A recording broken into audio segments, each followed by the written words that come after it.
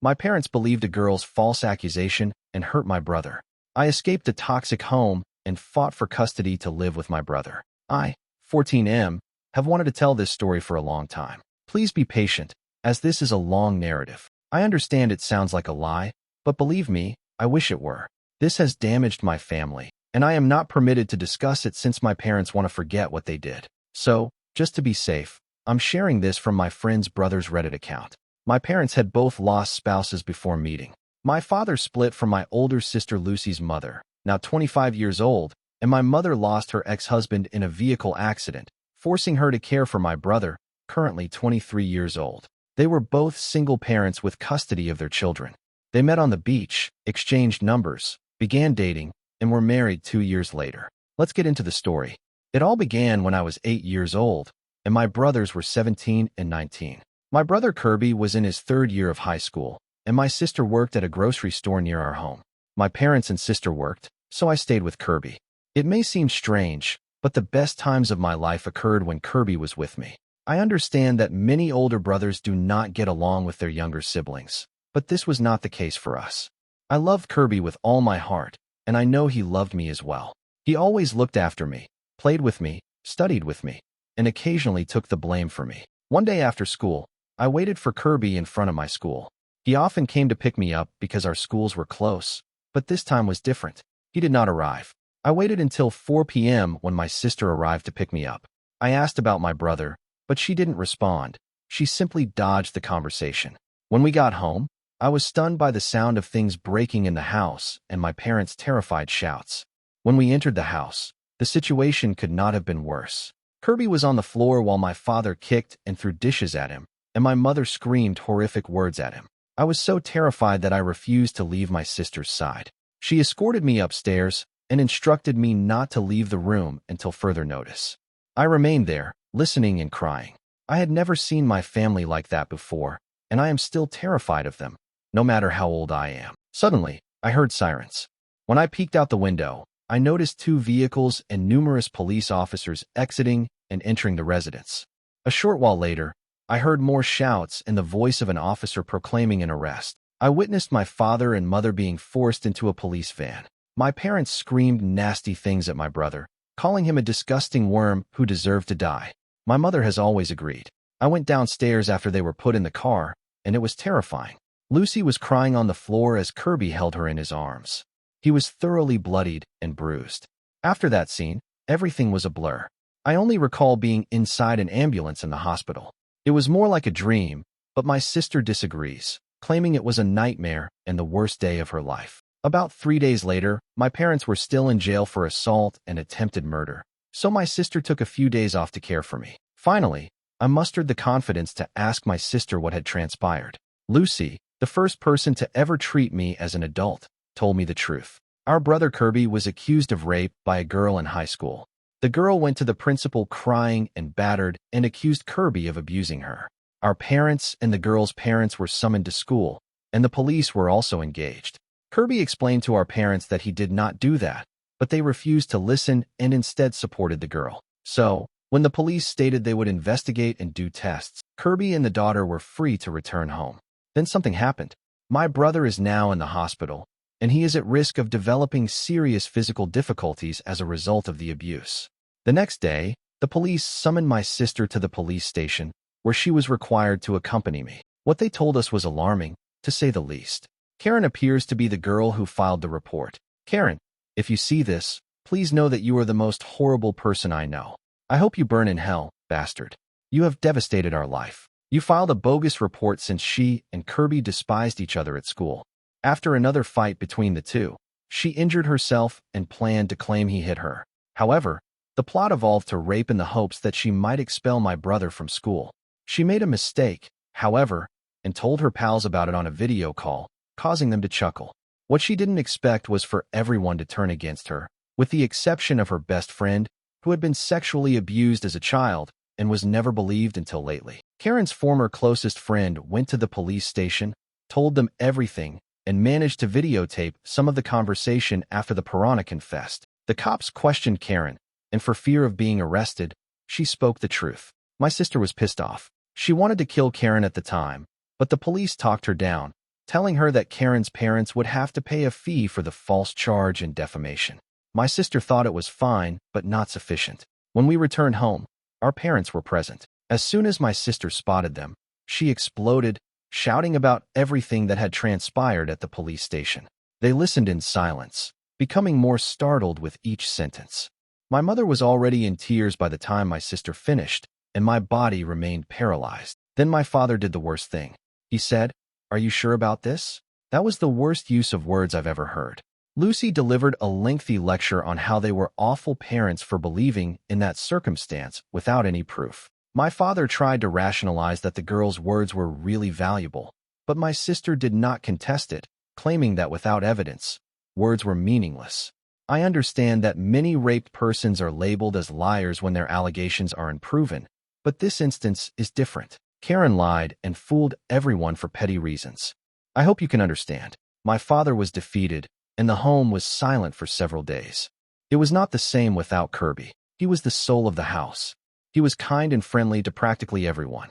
He always provided us joy. I still don't understand how my folks were so easily swayed by Karen. I despise them for that, and I will never forgive them for their actions. Kirby awoke after a long time, only to find himself in horrible health. To give you an idea, his jaw was fractured, he lost 60% vision in one eye, his arm and wrist were broken, his ribs were severely wounded, and he narrowly avoided puncturing his lung. His leg was so severely wounded that he would never be able to walk normally again without assistance. It also caused him to experience post-traumatic stress disorder, sadness, and anxiety. My brother was never the same. He is still in serious pain and requires a lot of controlled medicine. He didn't talk for weeks, and when he had the device that held his jaw in place removed, it didn't change much. He only responded when we asked a question. When he was hungry, he didn't say anything, and he frequently burst into tears. I believe it was due to the trauma. I wanted to hug him, but his injuries were so terrible that it was dangerous. My parents tried to visit my brothers several times. My mother begged, and my father tried to push us to accept them, but my sister prohibited them since she knew my brother didn't want to see our parents. She told them that, but it wasn't sufficient. My mother was unable to visit him one day due to work, but my parents viewed this as a chance to pay my brother a secret visit. I believe their thoughts would be something like this. Let's go see our son, apologize, he accepts. We'll be fine, and we'll be one big happy family again. What a big mistake. As soon as they entered the room, my brother let out the biggest scream I'd ever heard from him. Soon, physicians and nurses entered the room to try to calm my brother down. He commanded, "Get them out of here. They're murderers. They have come to kill me. Please take them out of here." Kirby yelled out and then fainted from tension. Of course, following that, my parents were banned and barred from visiting Kirby. Only my sister and I were allowed to see him. My mother sobbed all night, and my father blamed our brother, claiming he was exaggerating. Kirby was released from the hospital after months of physical and mental recuperation. My parents had the guts to invite him home. However, Kirby replied, "I would not return to this house even if it were the last location on Earth. I am now motherless. I hope you both pay for what you've done to me." Kirby moved to live with his paternal grandparents, who had no idea of the circumstances before then. They took preventive precautions against our parents. He welcomed my sister and me to visit him at any time, and we did. In fact, I spent more time with him than with my parents at home.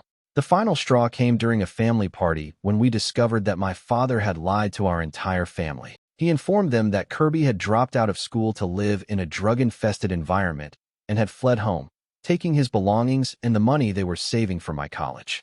But my parents didn't earn that money. Kirby and Lucy were the ones who raised it for my tuition. Kirby had done several odd jobs and was now saving because he believed I deserved a better future. My sister and I were furious. We informed our family the whole truth, and they were startled and unhappy with our parents. My paternal grandparents were the only ones who supported my parents, saying, "It's human to err," and that they had done nothing wrong. They claimed my parents were simply ashamed of their deeds, but no one else agreed. The rest of the family left my parents and proceeded to apologize to Kirby. Fun fact, the next day, Kirby contacted me perplexed. He wondered why folks he hadn't spoken with in months suddenly came to apologize to him. Karen's parents arrived at our home a year after the incident occurred.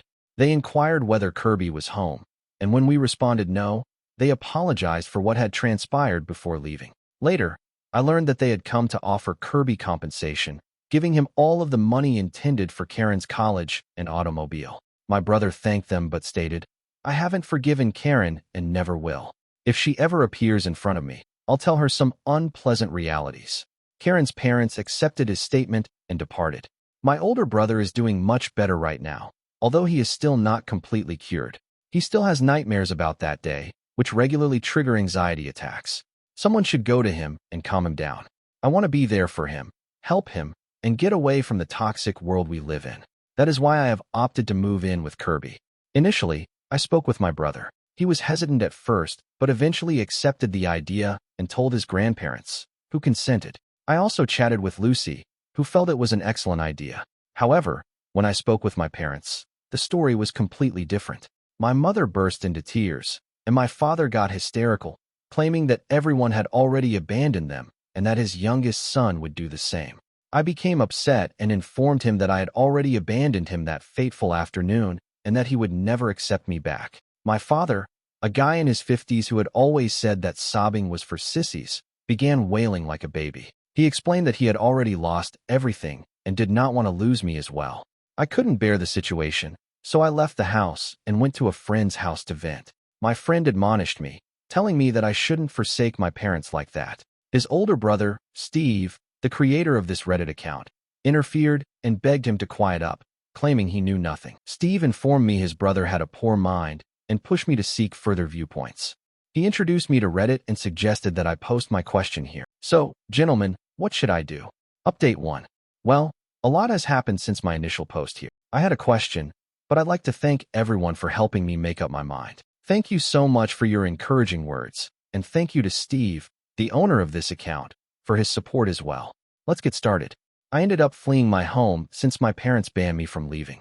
I waited until they went together to go shopping, something they frequently did without me because they treated me like a child and assumed I'd just beg them to purchase stuff. However, this time they pushed me to join them, which threw off my plans. I opted to pack the essentials in a backpack, along with some snacks to keep me going.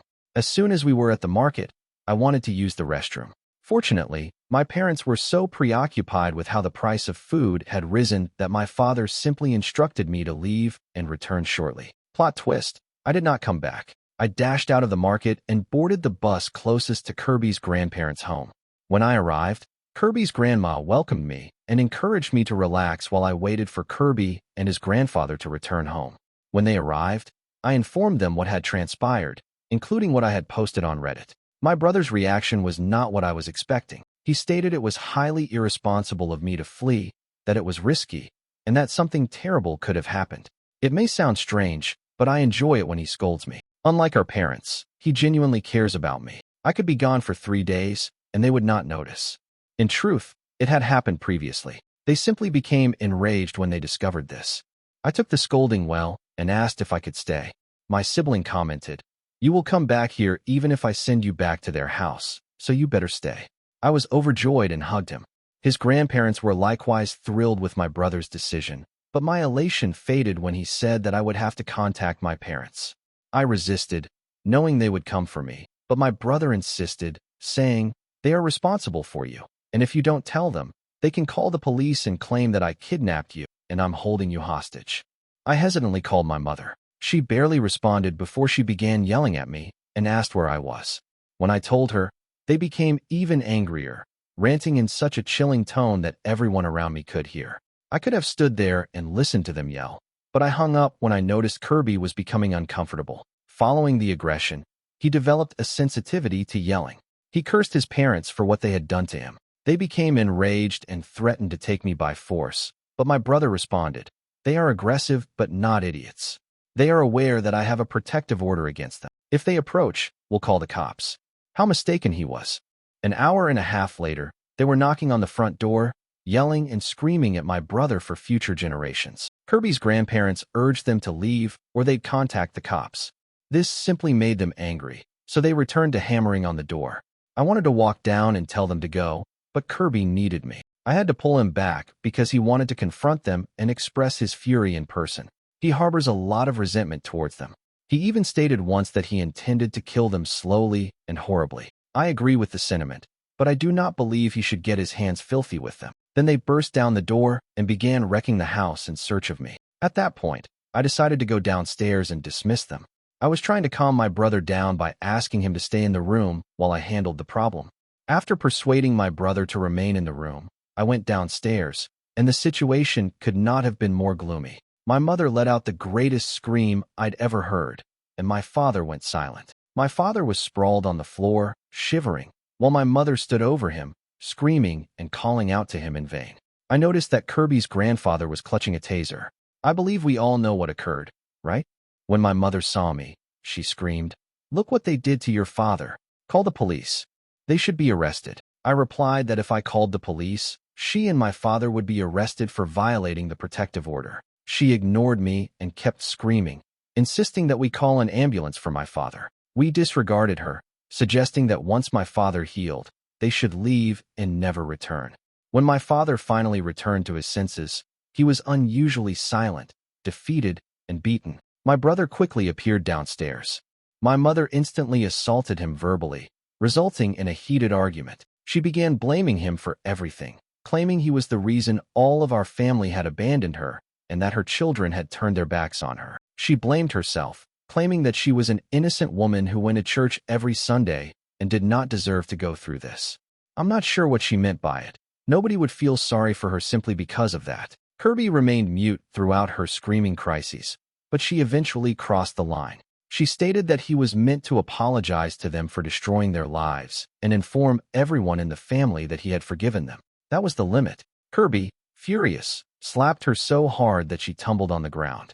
My mother began screaming again, but Kirby told her to stop or he would crush her teeth with the base of the cane.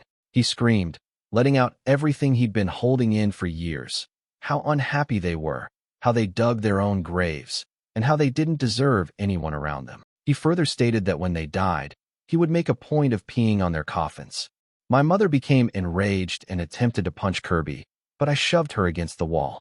She began ranting at me as well, claiming I would go to hell for abandoning her and referring to me as a dirty lesbian who would also go to hell. For perspective, I am bisexual, and I made the mistake of informing my parents. Surprisingly, my father was fine with it, but my mother was furious, claiming I was destined for hell and even forbidding me to be bisexual. She introduced me to her church friends' daughters, which made them uneasy.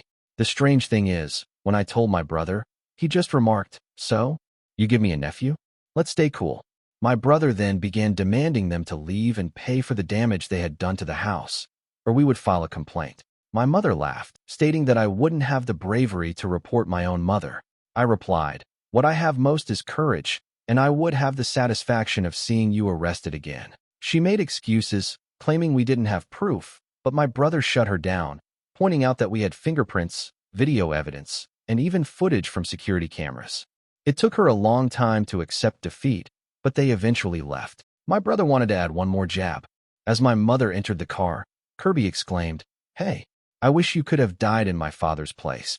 In response, she flashed him the middle finger and screamed as she climbed into the car, making my brother laugh, a triumph laugh, as if he had just won a long round of his favorite video game. Soon later, our sister called to say our mother had informed her she had been assaulted by Kirby and needed to bring me home to fix me. My sister, on the other hand, expressed her pride in me for standing up to them and joked that Kirby should have broken the cane over their heads. Now I'm living with my brother, as I've always desired, and it's been amazing. He's determined to acquire custody of me and has threatened our parents to give it to him in any manner. My mother is resolute, stating that she will not leave me with an abuser. She presumably thinks I am bisexual because my brother molested me. How crazy is that? I believe it is only a matter of waiting for her to succumb.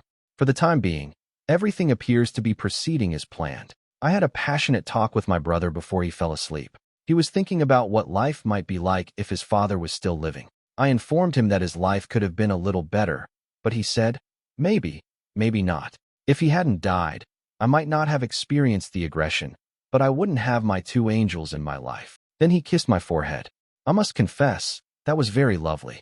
I hugged him. I adore him, and I am confident that we will always defend each other. Thank you to everyone who has supported me. I hope nobody has to go through what we did. For those who feel our narrative is untrue, I wish it were.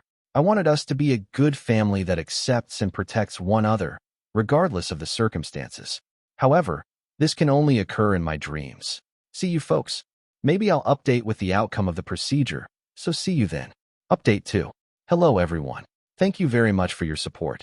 Believe me, I am fine, and my brother is better, but fine is insufficient for him. He wants my custody by any means, and is pursuing my parents with everything he has. Well, I wouldn't be here just to say we're fine, so let's get to the point. We were enjoying a peaceful afternoon when there was a knock on the door, which had already been repaired by a friend of Kirby's grandfather. I went to answer it, but was astonished to see my father present. I immediately sent him away, but he said that he simply wanted to communicate and didn't want to make a fuss. I told him to F off and that we would only communicate in court. However, my father insisted, and Kirby's grandparents threatened to contact the police. To our amazement, Kirby said to let him in. We questioned him, but Kirby simply stated that my father was a pushy hole who would not go easily, so it was best to allow him in and get it over with. So, we let him in, but we were prepared in case he became aggressive. Kirby sat at the kitchen table, and we all remained in the kitchen for protection. Kirby's grandmother was recording the conversation to provide additional evidence that my father was violating the protective order. The conversation went as follows. Kirby responded, "Very brave of you to come back here after all you've done. My dad, I'm sorry. I swear I'll pay for all the damage." Kirby, pay? Of course. You believe you can solve anything with money, correct? But I am not talking about tangible stuff, which is replaceable. What you did to me was priceless. Father, I know. I apologize. I promise I will give my life to travel back in time. I do everything differently. Kirby, yeah, but you can't travel back in time. The damage is already done. You devastated me. You destroyed your family. Father, but there was an accident. If you had told us from the start, things may have been different. Kirby says, more lies. You did not want to listen to me. Do you understand what you did to me? You made me feel unworthy of living. You've made me want to die. Do you have any concept of how that feels? No.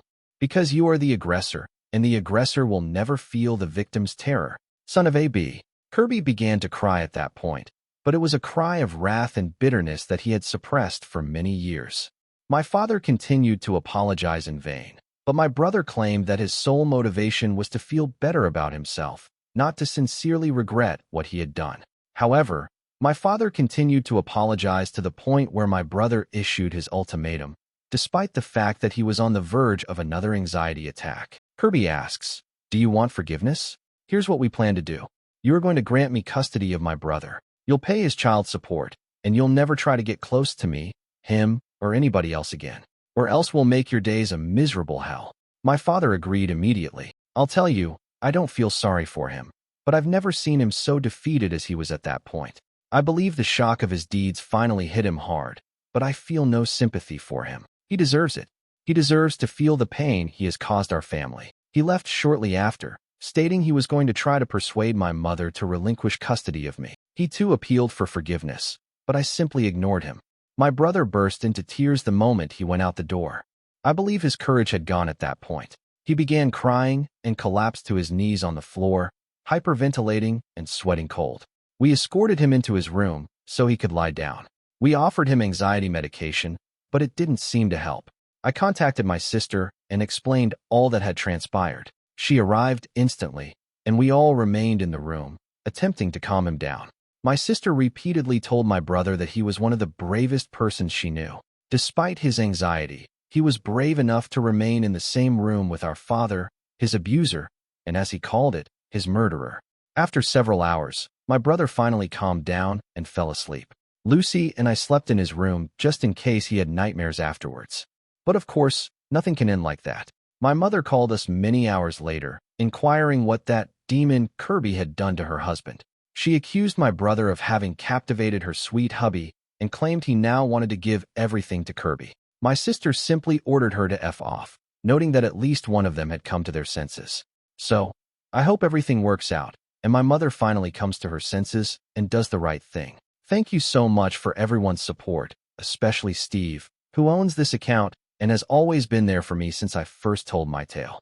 While I'm gone, I'll give updates if anything changes. See you later. If you're asking why I use phony identities, it's to preserve my brother's privacy. I do not want their life to be invaded. Update 3. Hello everyone. It's been a while. You deserve the most recent update. and I can say I'm overjoyed that it's finally finished. It's truly over. I'm free of that place and those people. In my last report, I said that my mother did not want to give up custody of me. My father threatened her in every way imaginable, but she did not care. She stated that she would never abandon me and would go to any length to reclaim my trust. So, since she wouldn't give in, we turned to psychological pressure. We told everyone in our family what had transpired and how my brother wanted custody of me. The relatives knew, and they attacked my mother directly, claiming that it was the least she and my father could do to make amends for the past. However, my mother barred all of our relatives, claiming that my brother had charmed them. Typical. A week after I moved in with Kirby, she called. Karen stated, "I'll give you two options. You're going to come home without complaining, and we forget all this, or you're going to stay there and suffer the consequences." I refused to succumb to her demands. I informed her that even if my brother died, I would not return to that house. So she hung up on me. I called to inform Kirby because I was concerned that she would do something damaging to him. He assured me not to worry and that if anything happened, he'd notify me. Then it occurred. The police knocked on our neighbor's door, an older lady who was quite nice. The police were summoned in response to an alleged accusation of child abuse at our residence. However, when they learned they were in the incorrect residence, they hurriedly left. I pulled things together. My mother had phoned the cops, but she's gone so far that she misplaced our address, directing the police to the wrong residence. Hours later, my mother called to suggest she could withdraw the complaint provided I went home without a fuss. Of course, I told her to go to hell and hung up. My brother apologized to the neighbor for what transpired. Then he decided that since my mother wanted to play dirty, we should play dirty too. We utilized our final weapon, our maternal grandma, the person my mother despises more than my brother. It was tough to get her contact information since, sadly, our grandma despises me and my sister for reasons we cannot control. Yes, she is the traditional grandma who has a favorite grandson, in our case Kirby, which provided us an unfair advantage. We eventually discovered her after searching for her phone number or address. So my brother called her and told her about everything, from the assault to our current situation. When asked if she could help my brother, Grandma's sole response was that she would be here as quickly as possible.